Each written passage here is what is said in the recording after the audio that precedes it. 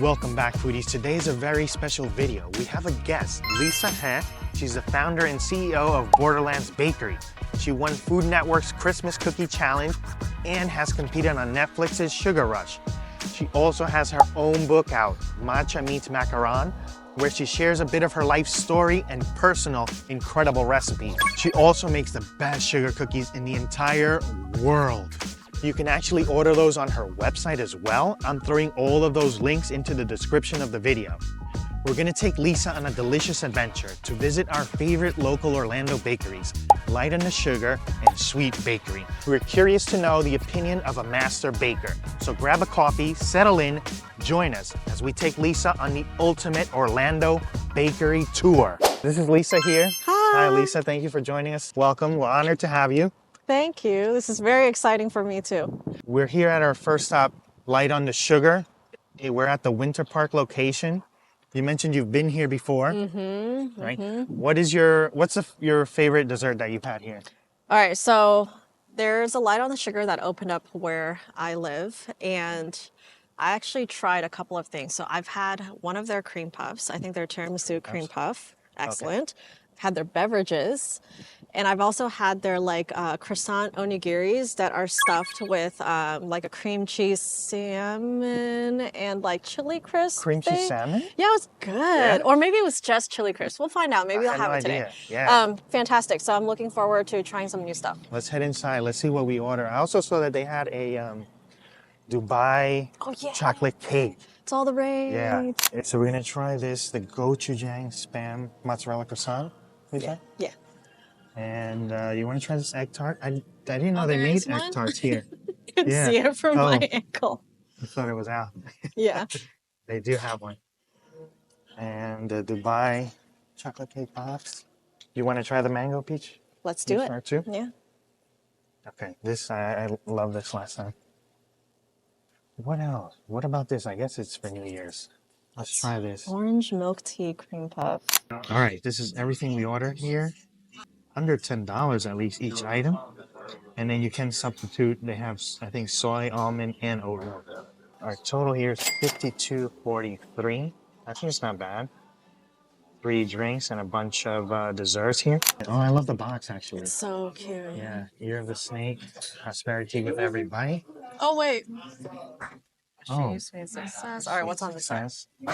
Same thing. Sweet success. Ta-da. This is the mango peach start. Is what I think Lisa needs to try because it's my favorite. And then we got, this is a seasonal orange. Was it orange milk tea? Right? Yes. Orange milk tea. Orange milk tea. Yeah, that's pretty interesting for New Year's. So we have here the owner of Light on the Sugar. He's just going to explain the full spread. He actually brought us more items out here to try. So we have this the lucky bag right here, like traditional lucky bag for we make a taro and sponge cake inside with all the raspberry for decorations, everything. Also, we had this the passion fruit matcha mousse, so look like a bamboo. That looks like porcelain. Yeah, and the crumb on the side right here. You can see this is a bamboo. That's a bamboo shaped mousse, Oh, yeah. and then with a passion fruit curd on the top.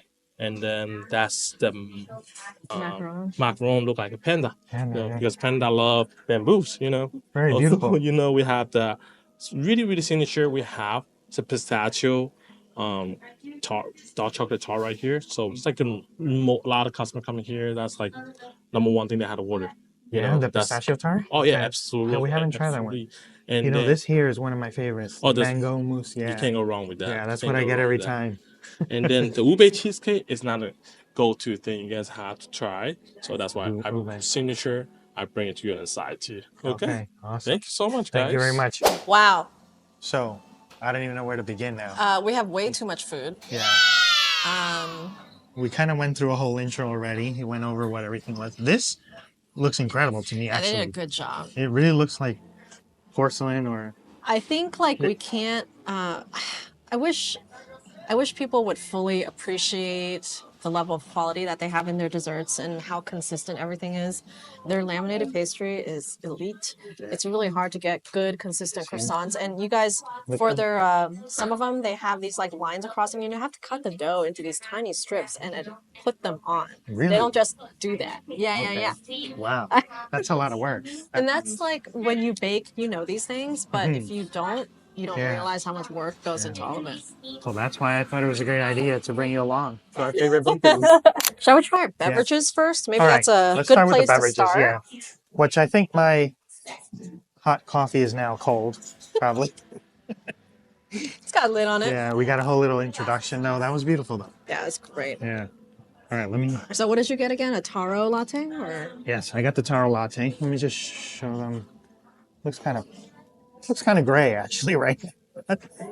It's like a dark purple. I don't know if on camera they'll see that. And this is a pistachio latte. Pistachio latte. And he also mentioned that the pistachio tart is their best seller. I was surprised by that. I guess it's a popular It's what's flavor. hype right now, yeah. Is that what it is? Yeah. All right. Cheers. Ready to try this? Cheers. Ooh. This is beautiful. This is pretty subtle, but like you still get a lot of pistachio flavor, I think. Not a lot of places that do pistachio lattes, they smear the pistachio like butter all around the thing, and it's On the just like cup. it's like a lot. It's good, but it's a lot. This is a nice balance. Actually, what I really don't like is American pastry. I feel like it's always overly sweet. You're like gagging or choking. How could people eat this? Like, this is a powdered donut, which my daughter loves, by the way. She loves powdered donuts. I'm like, how can you I eat do that? too. Yeah. It's so good. I can't eat like a lot, but like sometimes you just really want one. The taro's very light, tasty espresso, and it's not overly sweet. And I didn't have to, tell them Yeah. Usually we have to be like Starbucks. one pump of sugar or whatever at It's Starbucks. falling on the sugar for a reason. That's true. So All did right, you explain that like this is kind of a fun thing, like fun name because Asians always like less sweet stuff, so light on the sugar is really fun in that Yeah. way. No, I didn't, but you did. Well, I just Yeah, did, so. You did for us. Thank you. Let's get right into it. I'm just gonna dig You in. want to cut this? Yeah.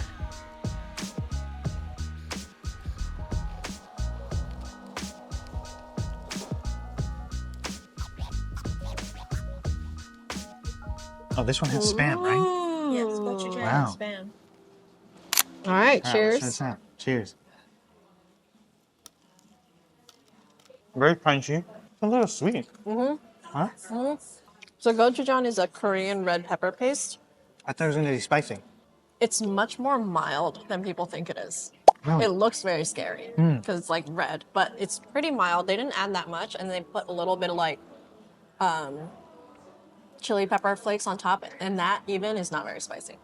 Yeah, that's what I was about to say. I was expecting it to be spicy. I like the crunchiness. Texture is great. Yeah. The cheese, it's not overly cheesy, but it has a good amount. It's balanced. It's doing a good job. So the next dessert we're going to go into, Let's try your favorite one. okay, Okay. we're going for the It's mango a peach, mango peach. mousse tart. I already know I love this. This is an 11 out of 10. It's my absolute It's favorite an thing to get. 11 out of 10. Yeah, 11 out of 10. I don't remember there being a little pretzel on it though. Yeah, because of a little. A little stem. Yeah. Look at how pretty this is. It's like an entremet sitting on top of a tart. Cheers. Cheers.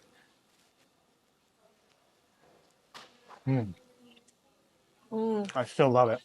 Very fresh. Like refreshing. Creamy. Is it worthy of 11 out of 10? I think it's really good. I don't know if it's an 11 out of 10. You might be surprised, but I don't love dessert. Really? As someone who does dessert like full time, I don't love dessert. I like to cook more. It's so weird. Wow, okay. Yeah, and I think all desserts for me are like fine and good. So for me, this is good. We've actually ordered a cake here before for my daughter's birthday, for my birthday as well. We've gotten the creme brulee cake, and it looks really nice. We'll put up pictures of it so you guys can see how it looks. It's really well balanced. I feel like everything that I've had so far here, it's about balance. It's about not too sweet and good flavor and nothing like overpowering. So Lisa here, she's going to share us a little bit about her story so you guys can get to know her. I actually have her book. I read a little bit about it. I've seen a few of her videos also where she shares her story. So, you know, I kind of have a good idea, but I want you guys to meet her as well. I'm an immigrant and I came here when I was 6 from Shanghai, China, and I actually started out my life in San Francisco. So we lived in somebody's garage, like an in-law unit in somebody's Really? garage. Yeah, that's where we Wow. started. And my parents were both working full-time and then going to night school studying English. My parents were both educated in China, which at that time it wasn't as common. Now it's like everybody's got their education, but back then it was more, Okay. it was less common. And What decade was this? What time frame? 1980s, late 80s. Late 80s? Late Okay. 80s, early 90s. Yeah. You know, very like different. America really had its doors open to everybody, and there was still like that sense of, you know, you're on the cusp of growth and you're not quite like, you know, past it or in the middle of it. So there was a lot of change, but it was all very, very positive. And my dad came here because he thought back then the Chinese way of education was very like strict and you recite things, and it was a very, very competitive. It's not the same anymore. But Really? you It's know, changed? it's changed so much. So the last 30 years, China has changed. It's unrecognizable to me. Okay. It's so futuristic, full of technology. Everything's super convenient. It's very safe. Wow. It's very different actually being a Chinese citizen and living there because all my relatives are still there. I'm You the visited recently? 10 years ago, 10 and it years was ago? already unbelievably Yeah. different. Wow. Incredible. Interesting. Outpaced us. And then I found baking in college because I saw macarons online. Yeah. And I was like, I'm gonna freaking make these. I literally picked the hardest thing to try to make ever as a Yeah. first bake. I hear you. Yeah, they are difficult to make because my daughter went through wanting to make them as well, and buying the products and buying almond flour, and we're Yeah. like, it's expensive, and then going to Costco and buying it. And it And becomes the whole so, thing, right? Like yeah. you're really obsessed and you're like, I have to get this right. And Yeah. you're a college kid. I was in college, I had no money. I had jewelry money from like my side hustle, and then I slowly it just got out of control and I started baking and bringing it to class, and I would set it Okay. outside in front of class and people would take it, and then I'd hear like feedback and stuff. Yeah. And then eventually I started baking at work too when I got my first job out of school. Okay. And it really helped me to build relationships with people. Yeah, people connect through food, definitely. Yeah, I used to bring in dumplings and stuff into work as well. I don't know if you ever had Salvadoran food. I have not. You And have I'm, not? I'm Okay. excited for this opportunity because Yeah, we're gonna I'm try excited. it. So they have what's called a pupusa. It's a stuffed tortilla. Yes. My wife and I, we both make it. And I used to bring it into work, and people were like, "Oh, what's this?" You know, they love it. It's a lot of fun too. You get to talk through food. Yeah. Yeah, it is. And then like that helps you in your career, right? Right. Unintentionally, because all you want to do is share joy through food. You're not doing it to bribe someone, Right. not really. Yeah. And through that, I started like decorating cookies and stuff and sharing my stuff on Instagram. In 2012, like Instagram was ugly as heck and everyone was just putting whatever on there. Yeah. I didn't get into social media actually till I had a social media page for like a year, and then I closed it down. I was like, this is, not something I'm really interested in. And then, I didn't really get into it until we started doing content about 3 years ago. And there's So, a whole yeah. world of social media out Right, there. yeah, it's a whole world. Like, you don't really know everything that's happening in society. Like, you miss out on so much. Like, so much stuff is happening every minute. It's like crazy.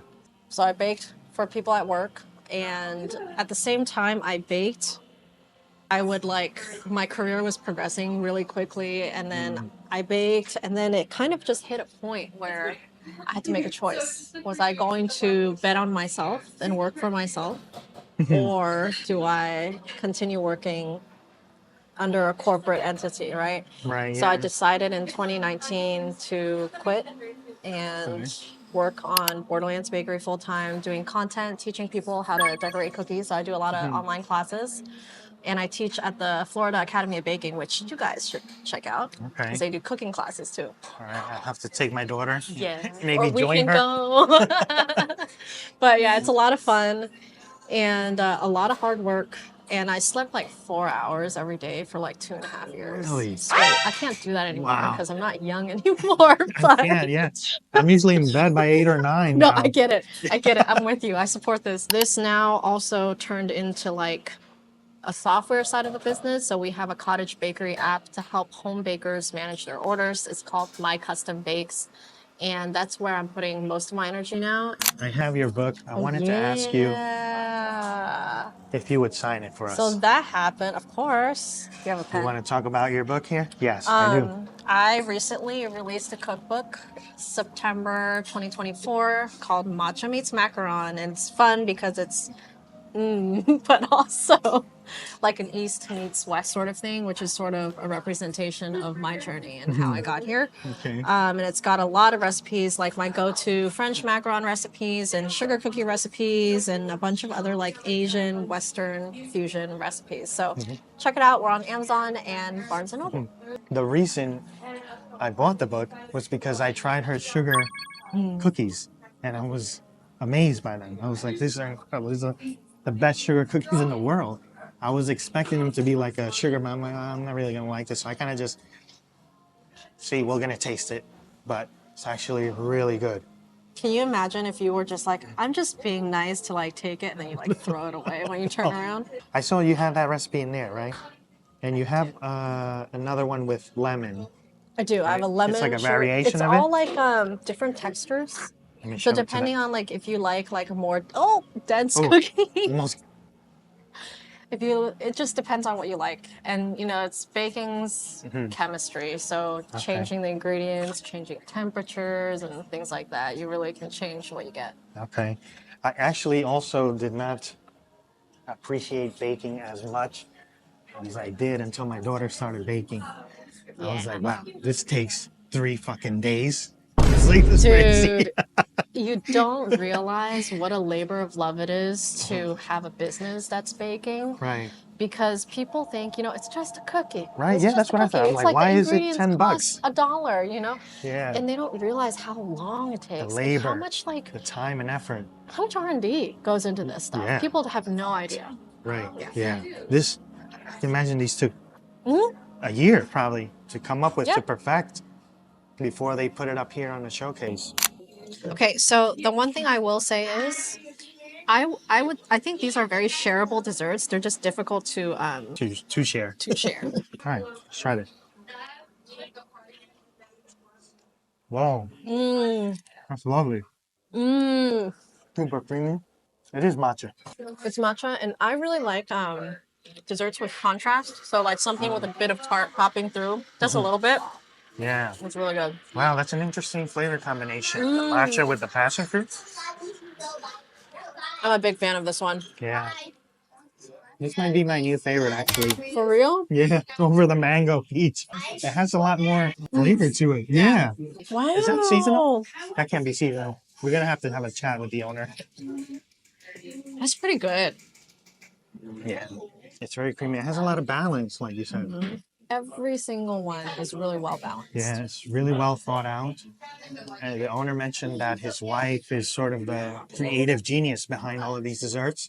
She puts a lot of time and effort into each one. Yeah. I hope like people who come here can tell there's a lot of intentionality behind what they do because it's worth the hype. We were way overfed. We almost tried everything in there. We met the owners though. We had some interesting conversation. Incredible conversation. They're just absolutely incredible. Yeah.